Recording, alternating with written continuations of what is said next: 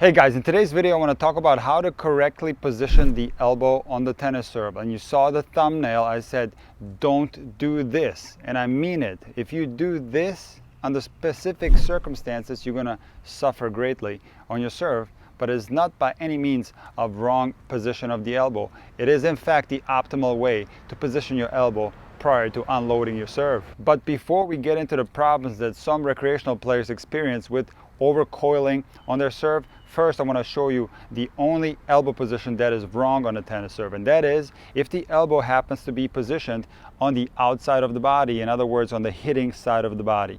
If you happen to have this position of your elbow, your rotation on the serve is going to greatly suffer. And the reason for that is that the elbow, if it's positioned on the hitting side of the body, doesn't have any space to go out. So if I position my elbow here, now the elbow can start going out, and this will initiate my torso rotation. So if I start with my elbow here, I have very little room to do so. So players that have the elbow position on the outside of the body will suffer with suboptimal torso rotation, but also interestingly, because the arm is in quite an uncomfortable position, it kind of feels tight right behind the shoulder here. I find that a lot of recreational players will also have an insufficient racket drop when they position the elbow in this way prior to unloading the serve. And if you happen to have the elbow on the wrong side of the body, one possible cause is your stance. So some recreational players will have a very open stance. I'm sure you've seen players serving like this, very open.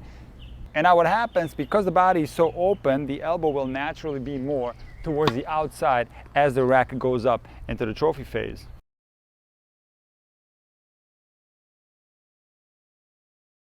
So regardless of whether you have a pinpoint stance or a platform stance, the back foot always has to be behind the front foot. So you should never set up your serve in this way, because now, while it is still possible to coil the elbow, you will have to force this movement at a later portion of the service motion. It is not the optimal way to do it. Generally speaking, as long as the back foot is behind the front foot, as you go up into the trophy phase, naturally the elbow will be further behind the body. So even on a pinpoint stance, if we set the serve up with the back foot more behind the front foot, even though we're pulling that back foot up towards the front foot or even on the outside, this doesn't matter in the initial coiling movement of the serve.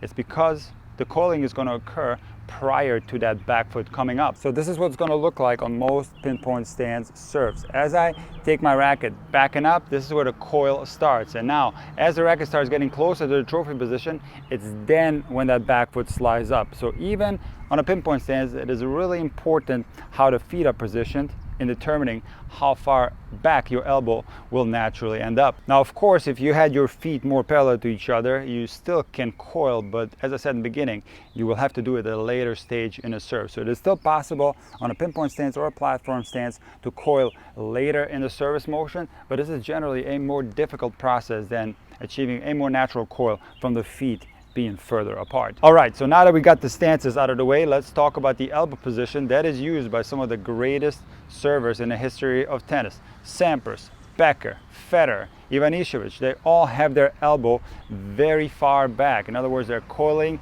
their bodies, the elbow is on the outside of the body, and there's absolutely no doubt that this is the optimal way to serve. I serve like this myself, and the reason for that is that we are increasing the range of motion. When the elbow is on the outside of the body, now there's a lot more space for the elbow to come out, and therefore there's more power potential stored in that movement.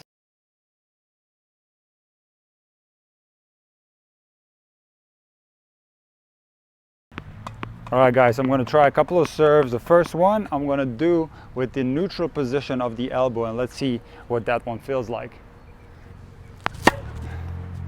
Okay, now my regular serve with a bigger coil where my elbow is on the outside of the body. So there's a huge difference on my serve whether I put my elbow here in a neutral position or if I put it further back. When I put the elbow further back, I get a lot more power. So you're probably thinking, Nick, are you insane? Why are you telling us don't do this when this is obviously the optimal way to strike a tennis serve? Well guys, I'm not making this stuff up. I do a tremendous amount of video analysis, and many players at the recreational level are forcing their coil. They are forcing this elbow to go very far back. And what happens with a lot of these players is that they don't possess proper serve fundamentals, and in addition to that, the racket doesn't accelerate fast enough. So what ends up happening with these players is that when they're over coiling, they're unable to get out of this coiling position, and they have a sideways approach towards the ball, which will always result in an accidental slice. So let me explain that in a little more detail. What happens on any high level serve, whether we're talking about the flat serve, kick serve, or the slice serve, is that we're going to have a forward approach towards the ball. In other words, no matter how much we coil, we could even be coiling like John McEnroe with a extreme lateral stance and the chest pointing towards the back fence. No matter what coil high-level players get into prior to accelerating, the racket always comes out towards the back fence, and then the approach towards the ball is forwards.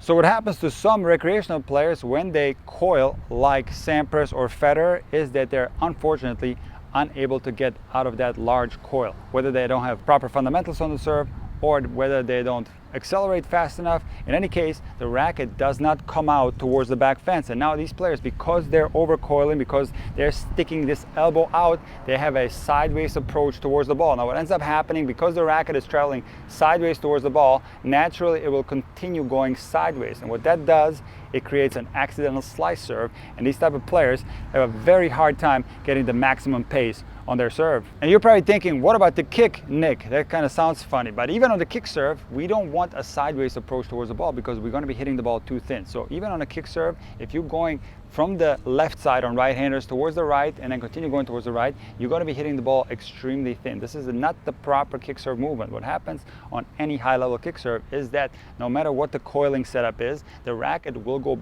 back towards the back fence. There will be a forward approach towards the ball and then a lateral delivery shortly thereafter.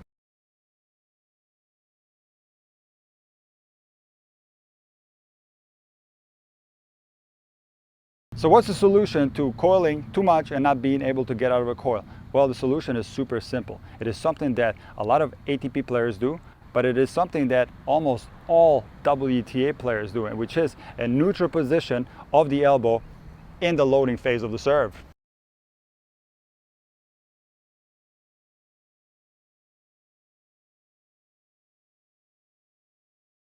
Now, it's very important that you understand this distinction. It is, of course, better to have the elbow go further back. The best serves in the history of the game have this type of setup. However, some players are unfortunately unable to get out of this position. So it is a million times better, if you have problems because of this setup, to go a little bit further back into a neutral position in the loading phase of your serve, because from here you still have enough room to get the elbow out and initiate your torso rotation.